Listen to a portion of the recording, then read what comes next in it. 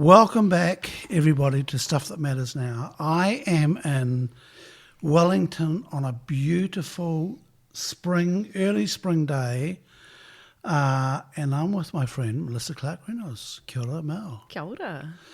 And we have got the most amazing view out over the Wellington Harbour. It's not a still day, it's still enough though, and the sun is pouring in, and everything is good with the world. So, on that note, Mel, who are you? I always like the te reo version of that, the ko wai koi. I guess the why matters a lot to me. My ancestors came here, the first of them came out to New Zealand around the 1840s, and they came from the north of Scotland as seafarers, boat builders. My oldest ancestor in Wellington was a guy, John Henderson. He lived over in Wersa Bay, and his job was to be the pilot. He rowed out to guide those colonising ships into the harbour through the reef. Somebody had to. And then eventually he moved over to near Johnsonville. For those people who know Wellington, there's a suburb called Glenside, and he named that. And there's still his cottages there as well, because they came from the Glen in Scotland. Yeah. So my first ancestors were seafarers who came here. On the other side of my family, I'm a mix of English and German market gardeners, nursery people, and viticulturalists. And I can't believe that somebody would immigrate from being a wine grower in Germany to New Plymouth. And I'm sure that they were told that they were coming to the South Pacific. It would be a fantastic place to grow grapes. But that side of my family moved into nursery business. My grandmother hybridized dahlias, and the family kings, so there are still a bunch of kings in the nursery world, and they did seeds and rhododendrons, and so I feel like I'm a bit of a mix of those. You know, I think about my whakapapa, I think about swimming in the cold North Sea, those women who toughed it out, who, if you were Scottish, that meant that you were Danish, because the Danes occupied for like 600 years. I always think that my Scottish women ancestors whakapapa to the Selkies, and so I swim in this cold water that you're looking at. It was somewhere between 8 and 9 degrees yesterday, and I was in for an hour and a half. And so yeah, I feel like when I'm in the water, I'm channeling those ancestors in many ways. On the other side of my family, I've just shown you around my garden. Yes. And flowers particularly thrill me, but it also thrills me to feed a family, and I've always had my hands in the dirt. My mother was a permaculture specialist and landscape gardener, and yeah, my grandparents were all incredible gardeners and in the business, so somehow I feel like I'm a mixture of those. And that last little bit of ko wai koi is that I do feel like here is my ukaipo, as they say, the breastfeeding in the night. I think it's the most beautiful phrase. So I was born here in Wellington. I don't remember learning to swim. I think my parents threw me in the harbour when I was a few months old. And I've always come back here. It's always called me back, though I've worked other places. I went to university in the States. I took a business to the UK, lived in Christchurch. But Wellington always is a karanga callback. And I feel very grateful to have grown up in a country that was, for me, my life has been marked by its biculturalism. It's been marked by a real privilege of being allowed to walk in two worlds, and I work a lot in bicultural settings. And I don't think there's any other country in the world that privilege would be available to the coloniser. Yeah. Yeah. And to all. If they choose. If they choose. And I think the thing that was a huge revelation to me when I was a little child, when I was learning te reo as a kid, was that I got a choice. But my Māori friends who may have grown up with te reo, they didn't get a choice about whether they were going to be bicultural or bilingual. They got no choice at all. And even then later, of course, I realised as I grew up that for many Māori, access to te reo wasn't a choice, it was bloody hard. Or forbidden. Or forbidden. I mean, I grew up I'm in my early 60s, so I grew up in that era where kids did get beaten for speaking the wrong Yeah. languages. And I remember my neighbours' kids, the parents were refugees from Eastern Europe, and the kids getting beaten at school by our teachers for speaking Serbo-Croat or something, some Yep. Serbian in the school ground. And so, yeah, that still happened when I was a kid. Mel, why do you think your ancestors came out? I think a few things. It was for a better future. I think everybody was seeking a better future. It cracks me up. Like, you go to Scotland and I feel like I walk around Scotland and I get the landscape in Scotland, and I feel like when you go to the South Island especially, I can see where Scots, that was the South Pacific paradise version of Scotland. Like, it's still freezing and grim in lots of ways, and it's got all those rough West Coast beaches and Yep. things. And the But craggy hills. the craggy hills, and it's cold, and the water's cold, but it is warmer and gentler than Scotland. Yep. So I can see why they came here, and I think I'd love to go back and understand the German side, what they came from, and it's still on my list. I now I'm the oldest of my generation, and I'm the holder of the whakapapa, and so when I've had spare time, I've gone back and looked for people, like tried to trace the various family names or things through. So I'd like to go back and see if anybody knows why they left, because I don't understand some of them leaving. I understand the ones leaving out of poverty, and this looking like it was a better option. And to be fair, I look at the story of Māori migration, it's the same story. Māori migrated here for a better life. And so I do feel like New Zealand, Aotearoa, it's a country of immigrants, all of us. Some just been here a lot longer than others. And But all still quite recent when you look at the, in the history of the world, yeah. last place to be settled. And, I work a lot in Australia, and 50,000 years of continuous occupation, 50,000 years of understanding and living with the landscape, 50,000 years of language development. We're babies. Yeah. Yeah. It's crazy. Yeah. So that's who I am. I guess I'm in there somewhere. You probably figured out I'm a swimmer, I'm a gardener. I work as a futurist these days, and I'm like, my greatest achievement in my life is my children. Not meaning that I take their lives and kind of feel good about that, but I grew up in a family where having really functional, amazing kids wasn't a given. And so that underneath some of that story of poverty and immigration is also a lot of intergenerational trauma. And I feel like the one thing that I've really can hand on to the future is knowing that my children didn't grow up knowing that. Yeah, knowing my children have grown up in a very different psychosocial economic world than I grew up in. That's the thing that I feel like I've made the biggest difference in. Wish we could have videoed that, Mel. I'm quite moved by that. Yeah, I can see. Yeah, it's not often you move yourself about yourself, is it? Yeah, but I am. I'm really grateful for that these days. I think that's one of the good things about getting older, is really seeing those patterns start to play out. I have two phenomenal grandchildren. I was in London just recently, and my little 8-year-old granddaughter and I threw ourselves into the mixed pond at Hampstead Heath. And it was only 14 degrees in the water, and this lovely little 8-year-old and my 40-year-old son and I in the cold water laughing and playing for half an hour, and then getting out and warming up and going and having a coffee. But it was just one of those exquisite moments. We have those exquisite moments in our lives where life is really beautiful. You got to notice them though, Mel. Right? Yeah. There's Yeah. It's a lot to be said for being conscious of moments like that and not rushing off to the next thing. True. Because I couldn't think of anything worse.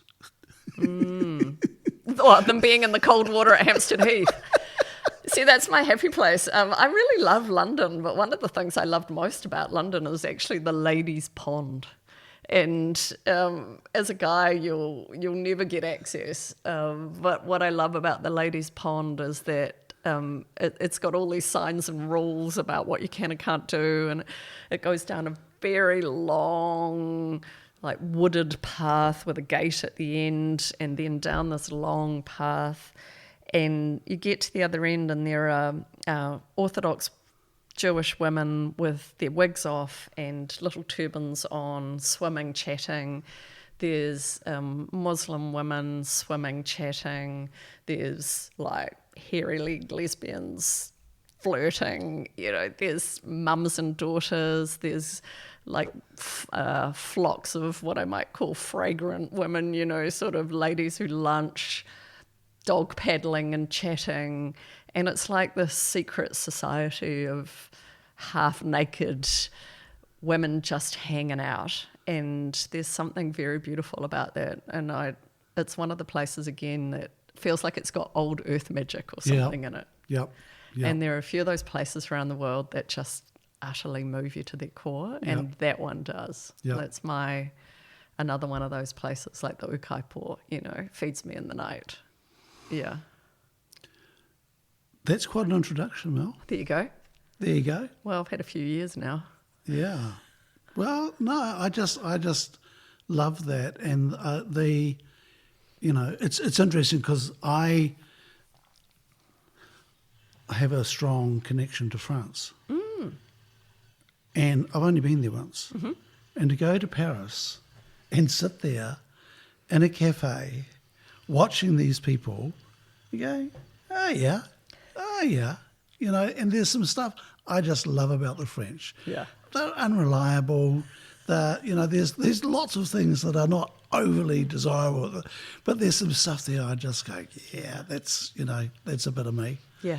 I get that. And so it's kind of interesting, and I just remember sitting in this cafe on a Sunday, watching these families come to have these very long lunches with their kids, and there's maybe 8 or 10 adults, and there's a whole lot of children scamping around and so forth. I'm going, yeah, this is a bit of me. Love that. Love that too. It's very cool. Yeah. Okay, back on track. That's all right.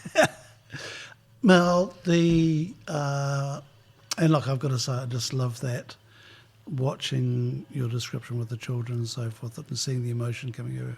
So thank you. That was a great privilege. Your journey has been windy. Yeah. Done lots of different stuff. And in my mind, you've recreated yourself in the last, not sure how many years, 5, 10 years, don't know. You are a futurist now. Why that? I think I was always an outlier. Like, you and I went to the same school system, slightly different times. Slightly different grades as well, too. Yeah, but and so for those of you who don't know, we went to a rural high school system. It was a boys' school and a girls' school, and trying to be flash. I suppose it was I don't know. I just came from the city, and then I was in a rural girls' school, and there were some real advantages. So there were only 6 of us in my final year at school. Now, the advantages of that from a girl's point of view, I am ridiculously grateful, because you had to be captain of something, because there's only 6 of you to go around. So I got to be captain of my house at 14, and we'll come back to that story. And I got to be captain of swimming, and I got to be captain of debating and maybe drama and God knows what else. But you were just captain of everything because the jobs needed to be done. And as well as that, probably when I was younger, I got to look up and see girls, these young women in leadership roles. And that was pretty cool too. And I didn't realise at the time, I sort of took it for granted. But that idea of women leading was just totally taken for granted. There had to be a woman who was the house captain, had to be a woman who was head prefect, there had to be a woman who was captain of athletics or captain of hockey or captain of everything, right? So you just took that for granted in a girls' school, and I think that was really, really good for me. It was just unspoken. It never occurred to me to think about it. And then the same, a girl was going to be dux of the school. So a girl was going to win the prizes. A girl was going to be top of maths. A girl was going to be top of English. A girl was going to be top of everything. And a girl was going to come second. And I think that I took that for granted a bit, but it was really fantastic. And it meant that I was also looking for that for my own daughter when she went to high school. Yep. And so, but the downside of being in a country school with 6 girls in your final year was that the number of subjects that were available were quite limited. And so I got bused to Rathkill, which was the boys' school, and there were no other girls in my class. And this was actually brutal. It was brutal. I was very young. I was very academic and very sporty, and I developed an eating disorder because if I walked into the lunchroom, the whole room went quiet and 150 boys would stare at me and see who I was going to sit next to. Yep. And if I sat with a boy, that boy probably got either beaten up or teased, or everybody assumed I was having sex with them. Yep. You know, it was just like, so it was awful. So I started just hiding out in the library in the lunch hour and not eating. And so there were some bad sides to it. But another good side to it was that it was an opportunity for me to learn to code. So I got to be in the applied maths, which wasn't taught at my girls' school. Got to do that at a boys' school. What year is this, Mark? This is 1979. 1979 in rural New Zealand, right? And so I don't even know if there was a computer in our town. There certainly wasn't a computer at our school. And so what we used to have to do was that we would write code, and then we'd make punch cards, and then we'd put them in a self-addressed envelope and we'd mail them to IBM in Wellington, and 2 weeks later you'd get your code back, your cards, with an X or a tick on it, and that was it, no feedback. Well, what was so useful about that was that, again, I just took it for granted. I didn't really think, oh gosh, we're at the frontier of something here.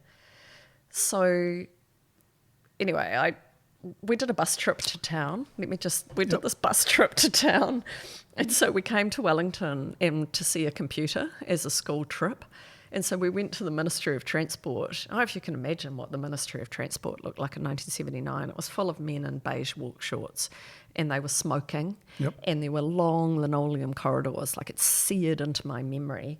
And the only woman I saw all day, because of course I was the only girl on this boys' trip, the only woman I saw hit me with a wooden spoon, and she hit me because she was the tea lady, and I was a starving athlete, and I took a crispy and a ginger nut, and you were only allowed one. One biscuit. And this is seared deep into my synapses. So when we then had the end of the day and we'd done our tour and seen the computer and stuff, and they said, look, if you do a degree in computer science, we'll hire you. I was like, kill me now, like this looks like the worst career in the world, Go from being at the only girl at an all-boys school to being hated by the only woman I met all day, and working with these disgusting men who are smoking in horrible shorts and long socks and sandals, and it just looked like death. So I continued to hack my way into the computer system at university, and I used computers and I taught myself a lot more code. But I didn't do a computer science degree. I actually went and did an anthropology degree, which I'm incredibly grateful for. I did honours in anthropology, thanks to meeting a boyfriend who I'm still really good friends with, and who's actually my son's father. But he was doing anthropology, and I switched into anthropology because people were far more fascinating to me than numbers, and everybody thought I would end up doing maths or sciences. You went to university very young. Yeah. Tell us about that. Look, it had, again, good sides and bad sides. So I was 15 when I went to university, and at the time I was the youngest woman admitted to university. It was tricky. I had a patchy childhood, and my mother suffered from a quite severe mental illness, and so she would spend chunks of her time institutionalised, and we would get farmed out. Some of the time we would go and live with my father, who lived overseas, but it was pretty rough. You know, it was. I suppose I grew up with an overwhelming sense of being on my own, and that, being on my own, that there was no one who was going to look out for me. And so when I was 13, I got a court-appointed lawyer, which was one of the best things that ever happened to me. And he changed my life. Like, he really changed my life. And what he did was that rather than me go into somewhere like Miramar Girls' Home, which was where it was looking, what he did was he fought for me to have funding to finish school. And in those days, the school leaving age was 15. And so he managed to put pressure on my father to pay for me to go to school. And I'm incredibly grateful for that. But it meant I ran out of money at 15. And my school, bless him, I had a principal, Ted Dashfield, who I went to his funeral, and I stayed in touch with him and his wife until they died. So for another perhaps 40 years after I left school, I stayed in touch with them because I was so grateful for what they did for me. And he worked out that I could, because I was smart, I could skip the sixth form and do the seventh form. So this is like skipping year 12 and straight into year 13. And if I did year 13, I could get entry to university and a bursary. So I could get... That would be the old bursary system. The old bursary system. And so that's what I did. Looking back, I probably would have liked another year at school. And being 15 at university, I kind of hid who I was. I didn't... Like, in New Zealand, I just felt like I was a bit of a weirdo. And it was easier just not to tell people that I was actually that smart. Like, we were at your place, at your holiday place, and one of the guys got a message from a previous Prime Minister, right, who called me a polymath. And nowadays, a previous Prime Minister calling me a polymath is a matter of pride. But as a 15-year-old, I just felt like a freak. Yeah. Yeah. And I was on my own. Like, my daughter went to university at 16, but she was surrounded by love and support, and that was a very different thing, you know. So to go to university at 15, really completely on my own, was tough. It was really tough. And you could have been preyed on? Yeah, well, I was preyed on, and I'd been preyed on most of my life. And I had a university professor who was given to me as my mentor by Massey University, and he would come to my swim practices. So he would come and watch me, and then he would follow me home and try and get me to get into his car and all of that sort of stuff. Now, the upside of what I did with that was that I got myself elected onto the Students' Association committee, you know, like Massey University Students' Association, as a 15-year-old. Didn't tell people I was 15. And I fought really hard. There were a couple of others, Viv Maderborn and a few others, and we got sexual harassment policies put in place.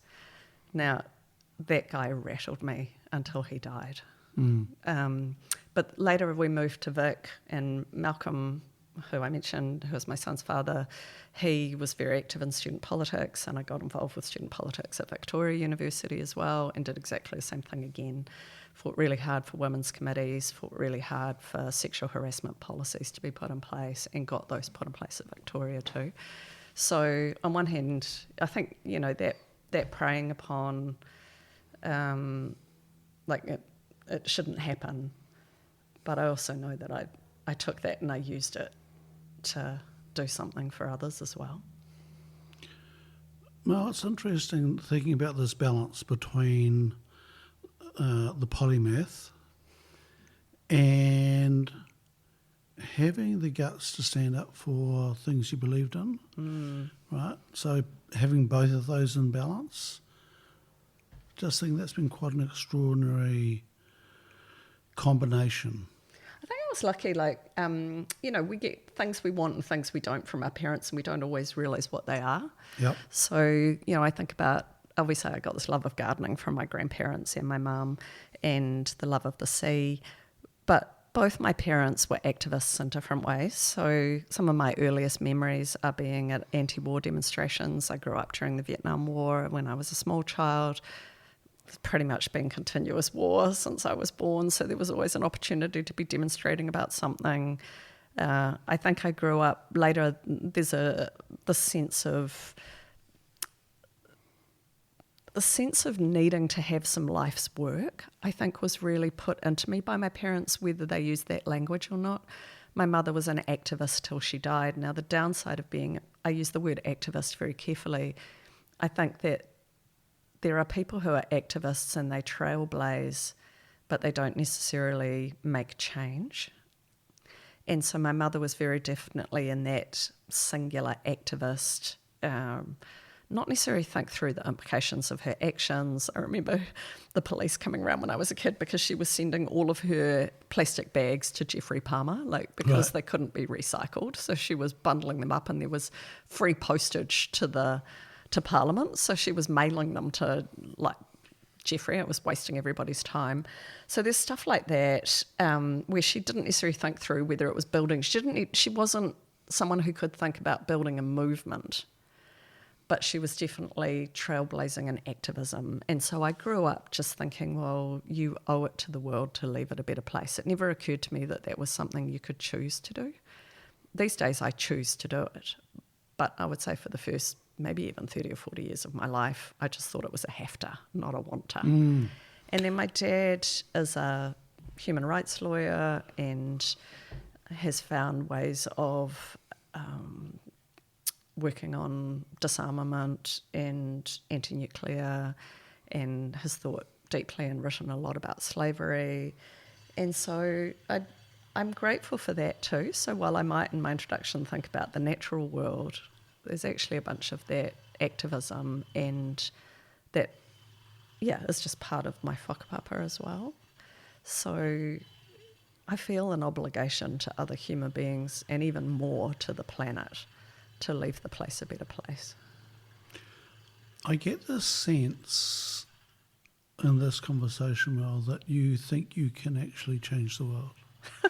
I think I love that Margaret Mead quote, It's like the only thing that has changed the world is basically a group of committed people. And so I think we can change the world. Yeah. And it's a bit grim out there at the moment. Yeah. It is. But it is. It's a lovely day, ladies and gentlemen. Day, but it's a bit grim out there. It's a bit grim out there. And I think that being a force for good or a force for hope, we all need lights in the darkness. And I don't think changing the world doesn't mean that you have to do it on a big stage. It might be as simple as raising good children, Yep. as raising a good man.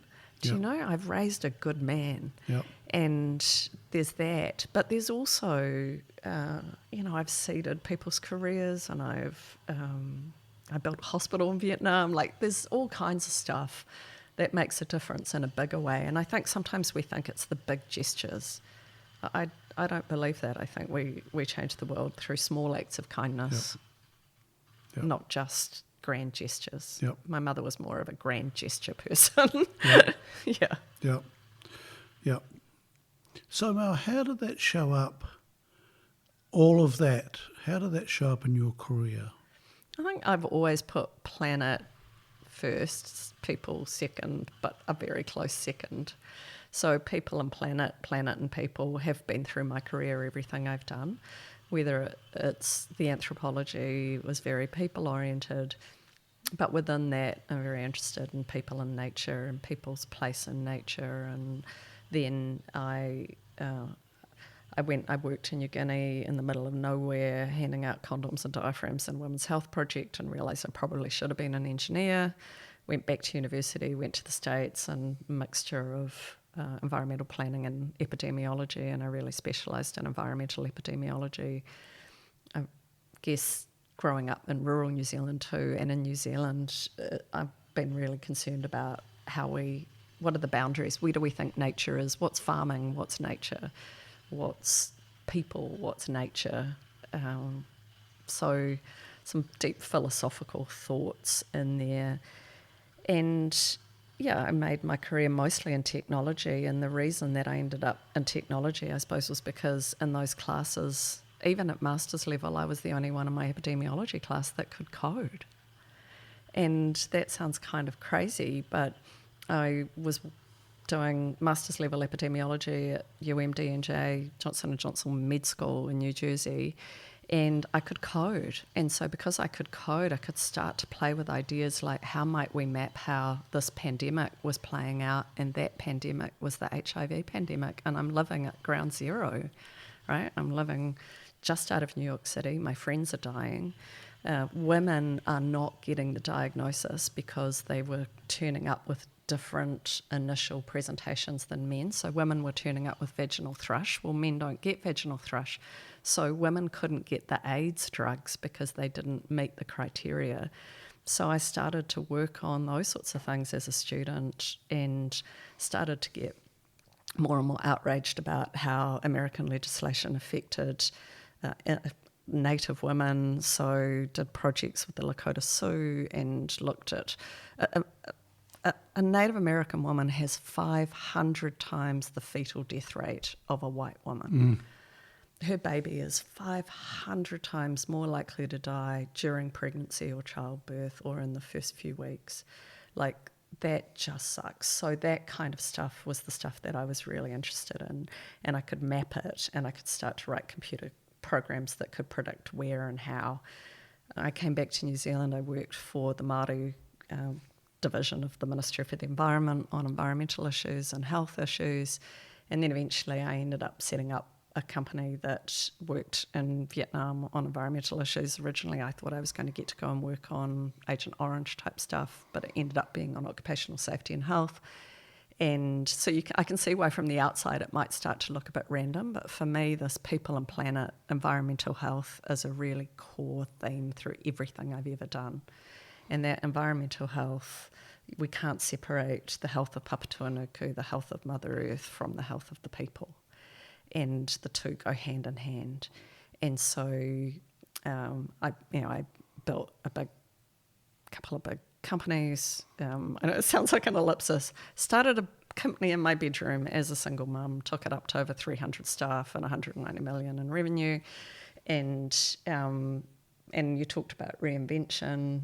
At the end of that, went home, had another baby, started again in a different track. And I got to train as a futurist almost 10 years ago. Just hang on. We just zoom through that. Those are big numbers. Those are big steps. And I also know in there would have been some massive cock-ups. Oh, yeah. And lots of learning. Yeah.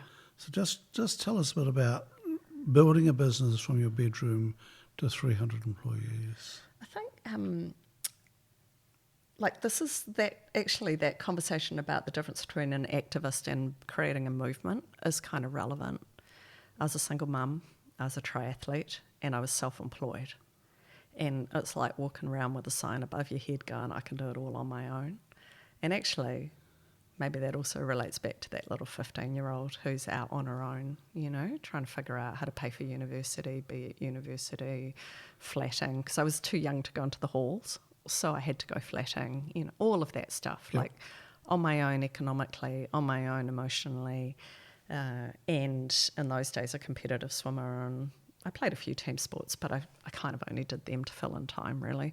So I guess I saw that here I was an entrepreneur, single mum, athlete, and I'd grown the business a bit, and I don't know how many years in I was, and my staff called an intervention.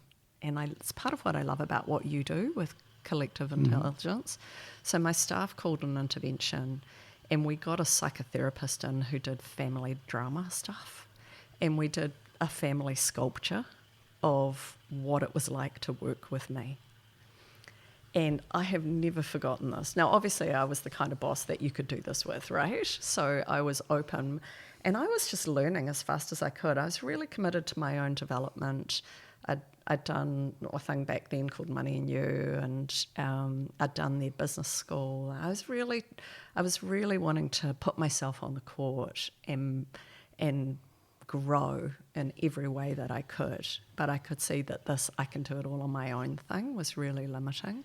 And I'd got to like tell us about what did they 10 create? staff. So what they created is a tableau where I'm like, there's a huge training room that we had, and it's down on Featherston Street, big training room. I'm out the door, I'm running like stink. And remember, I'm an athlete. And so I'm looking back over my shoulder, or the person who's playing me is looking back over my shoulder shouting, kind of, hurry the fuck up, right? Come on, catch up. And there's a couple of people grabbing things that I'm dropping. Yep. So I'm throwing things over my shoulder and they're grabbing them and they're turning them into stuff. And then there's a bunch of other people just looking absolutely puzzled, kind of 50 meters behind me, just wondering what the hell is going on. And this was actually another one of those turning point moments in my life where I realized that I was never going to be able to have the impact I wanted to have in the world if I didn't learn how to be on a team.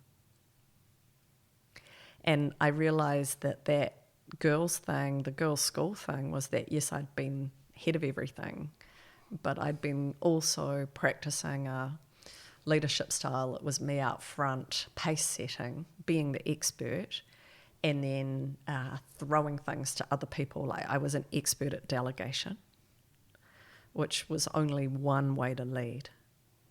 And so what we recreated was a form of leadership where I was either at the back or in the middle, and at the back turned out to be my favourite place. And now, like, I've just finished up chairing a board, and I'll be looking for another chair role, and my theory is now that the best way to be a chair is to get up and under your CE and have them win. And that became my leadership theory. Just repeat that. So best way of cheering the is? best way to be a chair is to get up and under your CE and have them win.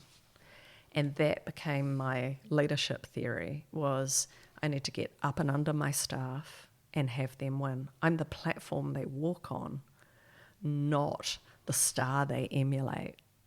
But I think at the beginning I thought I've got to be dazzling and impressive and lead. And it somewhere in there, I mean, I was lucky. I was only in my early 30s, really. I had this wake-up call that version of leadership was going to get me to a 10-person team, but it wasn't going to get me to the kind of impact I needed. And so to have staff that I didn't know their names, to have staff that could build stuff that was really inspired by me, but that I hadn't designed or worked on, meant that I had to really change the way that I led. And that meant getting up and under people. It's a completely different way to lead. Yeah. The other thing it did is it took me down a track of realizing that I needed to learn what strategy was about. We'll get to that. Yeah. Coming back to the anthropology, what did that do to you as a lifelong learner? It made me much less certain about things. I think that in the science type tracks that I had been in, maths, there's mostly a right or a wrong answer. What I really learned about people is it's relative.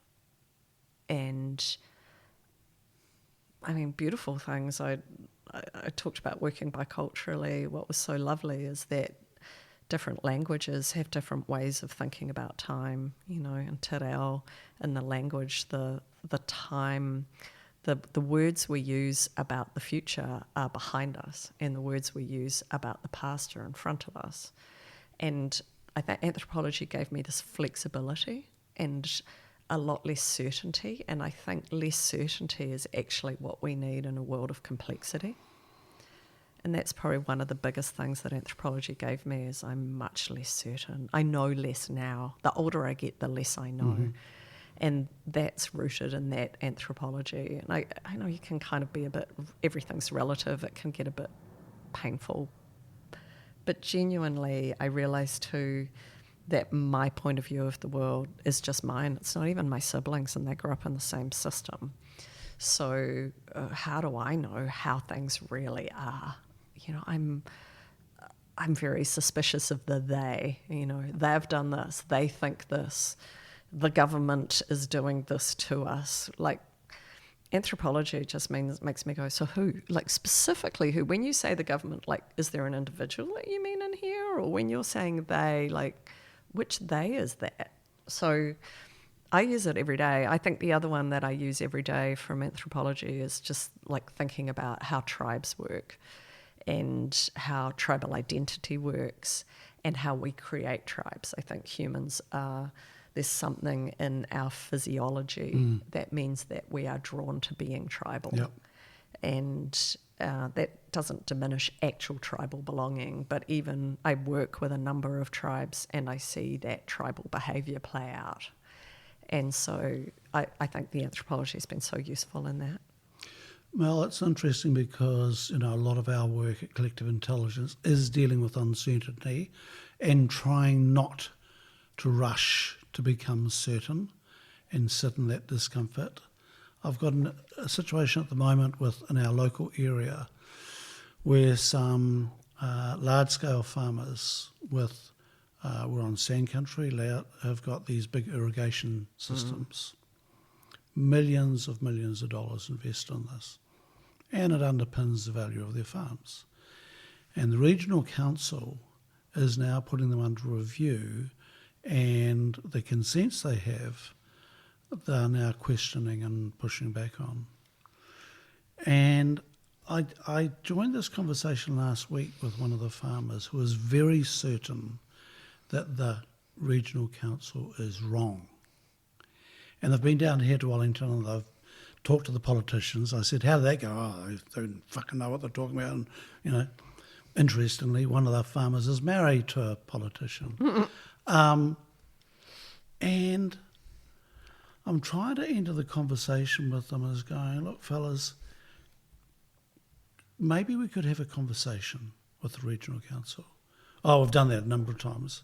And I think, no, you haven't.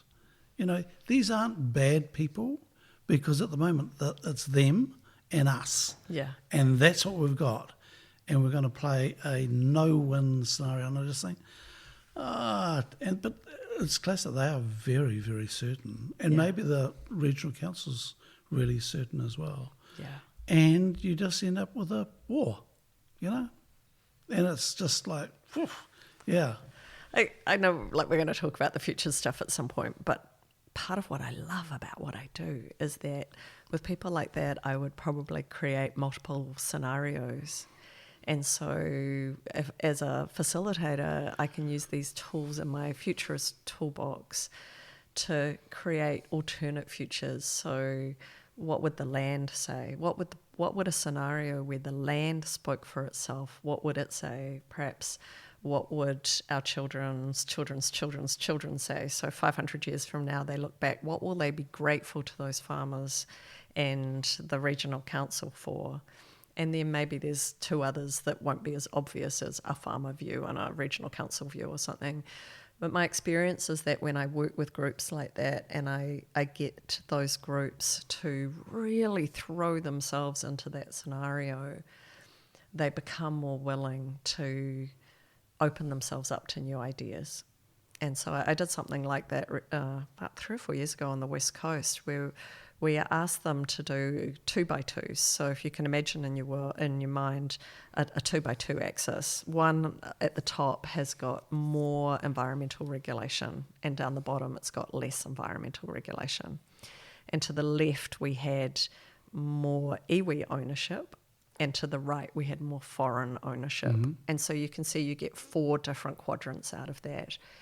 And when these dairy farmers started, well, they were really confused by the iwi versus foreign thing. It was quite concerning to them.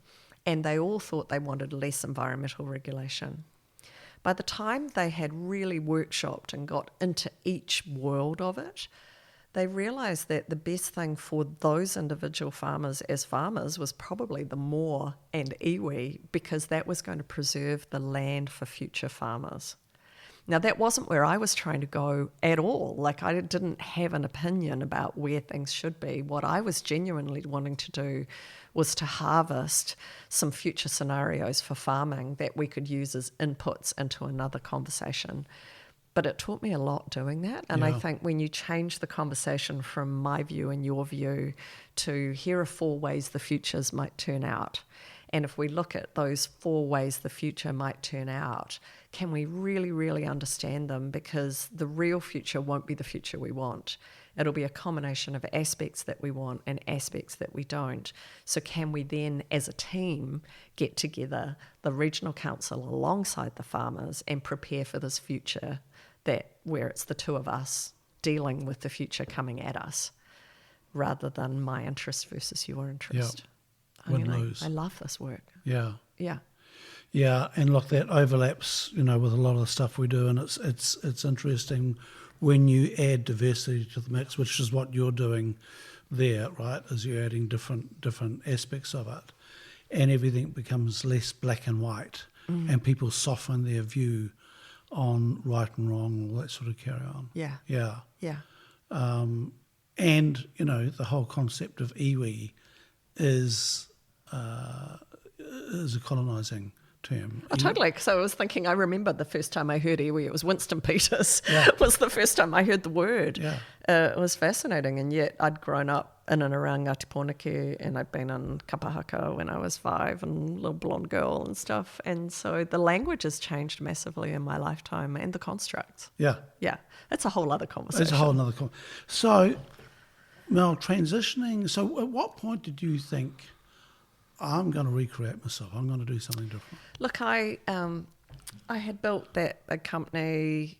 The government changed and made it illegal for us to be in that business, and I laid off a lot of the staff and sold the remnants to Southern Cross Healthcare, and I became their strategist for a while. As I said, I went home and had another baby, which I feel is like what most women do when they get restructured or like major change. If you've got the chance or the choice, you go and have another baby and think I'll just step back and I'll wait and see how this is all going to play out. And so one of the things that changed while my daughter was little was I'd been on the internet since the late 80s, 90s. DARPA, I started when you had to code to be on. So I'd owned a modem since, I think, 1989. I bought my first modem. But by 2000, which is where we are now, things were a lot more ubiquitous. And my daughter was born. I realised by the time she was 3 or something, she'd never lived in a house without Wi-Fi. She knew how to reset the LAN in the house. She knew how to reset the Wi-Fi. These were just sort of like core digital native skills. And so I was watching, my older son was a digital migrant, but my baby girl was a digital native. And I was looking at what content... What's a digital migrant? So a digital migrant means that it's like we're digital migrants. We watched the internet develop. We've watched the need to use technology in our daily lives. But we didn't grow up with that. And so it's the same, even if for the people who are in their 40s today, they're digital migrants. They grew up and they might have had a Game Boy when they were little, Yep. but they watched television, Yep. right? So the Game Boy or the Sega or like maybe a Commodore 64 or something turned up in their homes, but that was a big moment. And that's what I mean by it's a migration moment. And my daughter has grown up in a very privileged world, and I'm so aware of that she's grown up never remembering getting a first device. She owns multiple devices. Like the difference between her life and even a kid today growing up in whangara, where it's really hard to get online, there's not enough money for the equipment, all of that. So those digital divides are huge. But those kids, they call them the Gen Zs, if they grew up in privileged homes, all of the Gen Z are digital natives.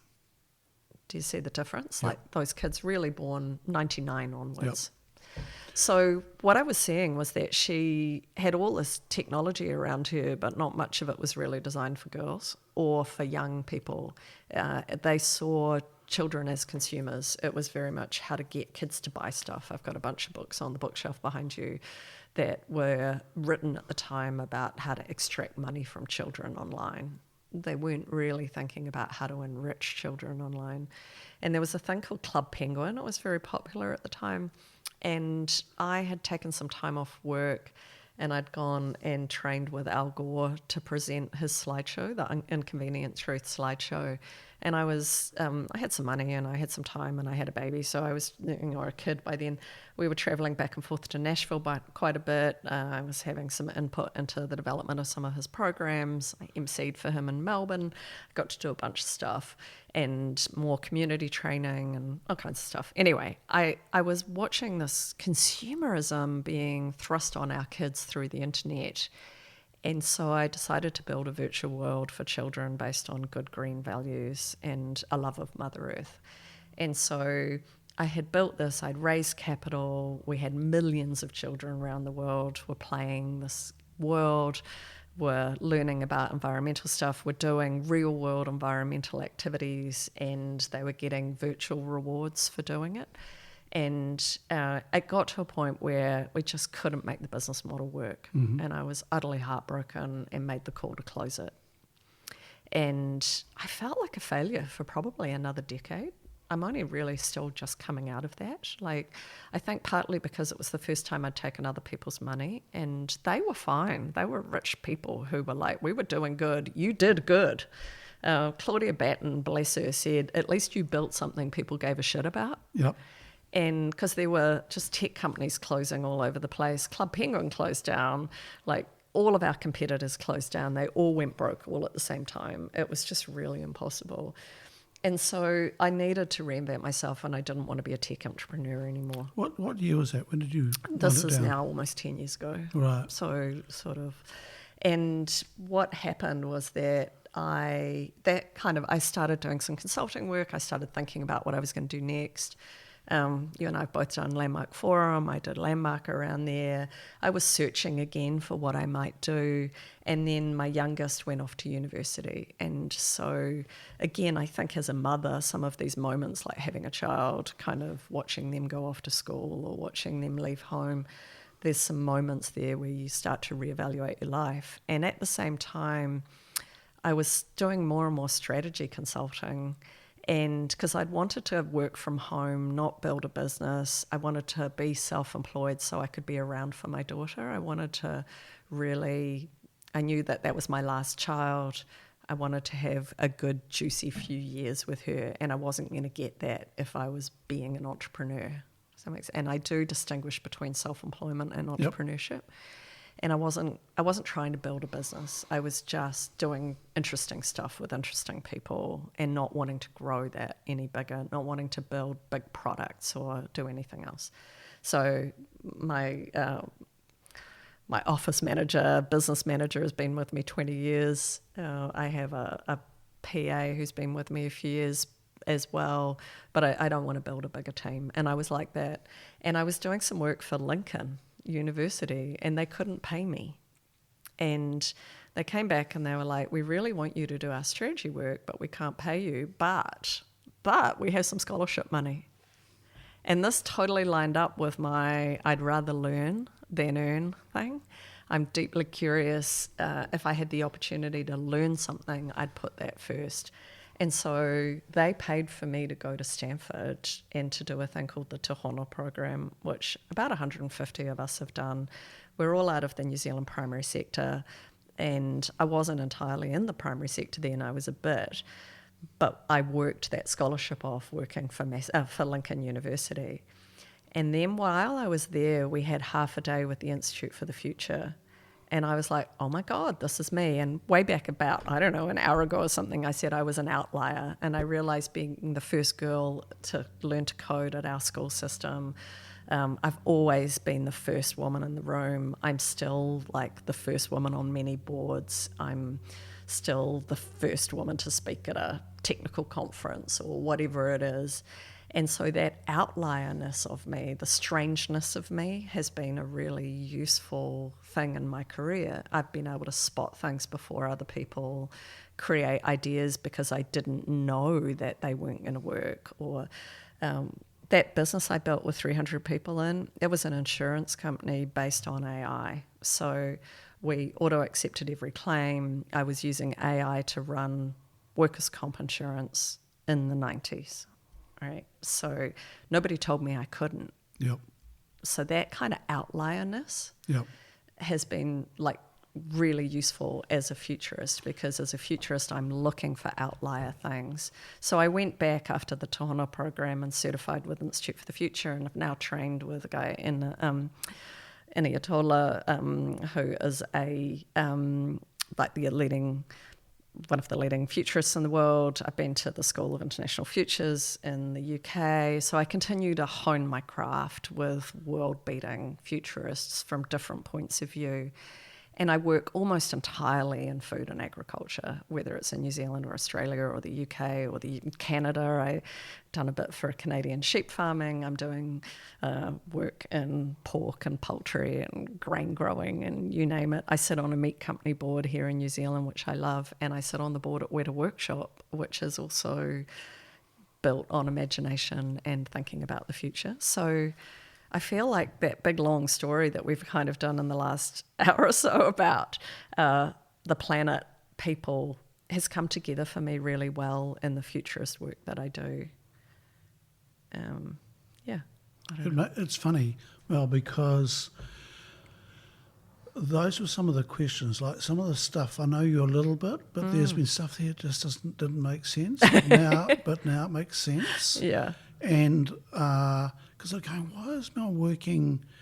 Why is this tech chick working in the ag sector? Like it just didn't make sense. Yeah, it's a return Now it home. does. Yeah, it's a return home. Going back to Stanford, did you feel like an outlier there?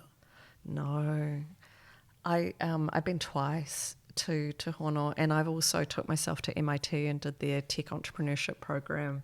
I've went to Cambridge. I've done a bunch of the stuff. I think that my original assumption was that I would be an academic, and I know how to play that game really well. And I absolutely loved being at Stanford. I'm so grateful I didn't go as a 15-year-old. I think it would have broken me. And I really wanted to go to Princeton, and I was too scared to go to Princeton as a 15-year-old. But actually I look now and I think that there are the good things I got from my American masters. The good things I got was it's okay to compete. It's really good to be the best at what you do, and winning is good. Winning is really good. And that, I don't think I could have been an entrepreneur without that. Yep. And winning for me doesn't mean someone else loses. Just winning is really good. We've got to win at climate change. Yep. We need to win at child poverty. We need to win at, abuse and state care. Yep. We need to win. I'm so grateful for that American education. But I think if I had gone as a 15-year-old to somewhere like Stanford, I would have broken. I would have been on the swim team. I would have tried out for the whatever. And I would have spent my whole life just trying to prove I was the best and competing. And I think I wouldn't have ended up with a roundedness that came from being in New Zealand. So I'm hugely glad I didn't go there.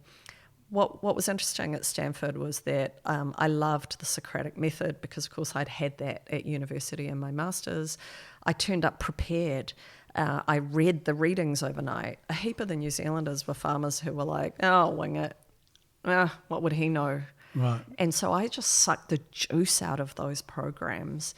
And two guys came to me at the end of that first Tohono program, and they're like, you really got that strategy stuff, didn't you? I was like, I fucking get that, and I love it. And one of them, I started Future Centre, which is the current thing I bill under, because he wanted me to do some strategy work for him, and I billed him every month for the next 8.5 years. I had lunch with him this week, and he's moved on to now do a big job at Fonterra. But for 8.5 years, I just billed him every month. And one of his mates. I did strategy for their organisation for almost 5 years after that. So this kind of, even though it is self-employment, I did bring in a number of friends to work on projects, and I've got a crew of contractors that I use when I need to. But those people, I built it on the back of that Tohono class, really not intentionally, but the guys in that class saw me in that environment. I shone in that environment, and they wanted some of it when we got home. And that was how I built that business. And now it's much more disseminated. Tohono doesn't exist in the same way. I've got a much broader client base than I did back then. But I would say for the first 5 or 6 years of that business, the only people I build were the people who were my Tohono classmates. What excites you about the ag sector in New Zealand? Oh my God, planet, food. I did a podcast for NASA a couple of years ago, and wherever we go, we got to eat. You got to eat on the way to Mars. You're going to have to eat when you get there. Like, we all have to eat. This is the home we have. We come from here. I really believe that nature deserves its own future. I think sometimes we think about nature as what it can provide for us, but I'm not that interested in that. I'm interested in it as its own thing. For me, farmers get a bad rap, I think, sometimes, and I know there's always like good farmers and bad farmers. Seems like so fairy tale or something, but there are so many people who are looking after the land, who are looking after our waterways. I think about the amazing catchment groups around New Zealand that are farmer driven, doing incredible things to restore our waters. And I know there are also a whole lot of farms that are not doing that. But I guess I look for the good guys, and I see a lot of them in farming. I sit on the board of a meat company, and I do sometimes grapple with, oh my God, we kill things for a living, right? And I think these lambs, they have a fantastic life, happy, happy, happy, oops, dead. And I do sometimes grapple with the death bit. However, I know that the farmers that supply Atkins Ranch, they really love the planet. Like, they really love the land. They care about climate change. They care about the health of those animals. They care about the health of the soil. And we really care about the health of those farmers. And I love that all comes together. And I feel like the same when I'm working in Australia. Grain growers been really interested in regenerative agriculture, or Canadian lamb, or in the UK. One of the best books I ever read is a book called Pastoral something. No, I've forgotten the name. But just a really beautiful book by a farmer who restored the farm to the way his grandfather farmed. There's a lot of real beauty and integrity in farming, and food to me, I mean, it's pleasure, it's joy, it's. I always say that farmers are really in the love business. They're not actually in the food business. They're in the love business. Do you tell the farmers that? I do. How does it go down? It goes down really well. I think they think I'm a little weird at first, and then they're like, yeah, we're in the love business. And what I mean by that is, when I love to cook and I love to feed people, and I love it when there's people around my dining table, and the food symbolizes so much more for me than nutrition or macros or something. It's like, here's my gift to you. It's a gift of love.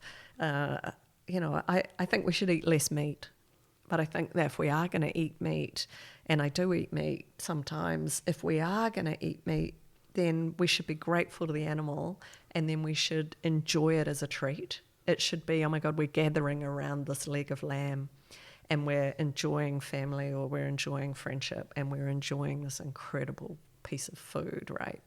So I think that's part of what I also love about working in the ag sector, is there's a lot of it that feels like that for me. There's a lot of it. I see, I've just done a series of talks for ANZCO for their women farmers, and just to be in these rooms of 200-300 women farmers at a time, it's just really uplifting and inspiring. And they're thinking deeply about what is the future of farming, and how do we continue to farm, and 30% of New Zealand's native forest sits on sheep and beef farms.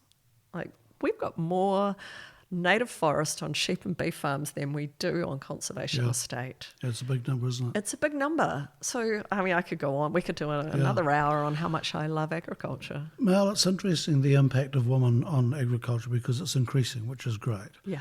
I went and talked, supporting Amy Charteris about 8, 9, 10 years ago, down in Wanaka Way. And this is with it was called Tamana Lamb, then Lumina now. And I remember the first time I went to speak with them, and I was going to spend 3 days with them. And I walked into the room, and there were 22 white men sitting around and Amy and one other woman. And I looked around the room, and I said, "What a scary bunch you are." And they sort of laughed. I said, "Seriously, what's happened to your wives? What's happened to we're the woman?" And then they realised that I wasn't making light of this. Yeah. And I said, "I've come all this way to talk to 22 white men. Yeah. Do you know how many things 22 white men have fucked up in the world? It's a lot." And I went back and talked there 2 years later. They were sick of me by 3 days, by the way. I went back and talked there 2 years later, and 50% of the people there were women. So good. They were sitting at the back of the room. They were there. They were there. So I said, "Cool, lovely to see the woman," because they're going, "See, woman here." I said, "Great." They're sitting at the back. "Right, you men, get up, go to the back. You women, come to the front." And somebody sort of said, "Oh, you're still a pain in the ass," or something. Yeah. But it changed the quality of the conversation. Yeah. It really did. Yeah. And yeah, having more women in farming is so important. And the thing is women have always been in farming.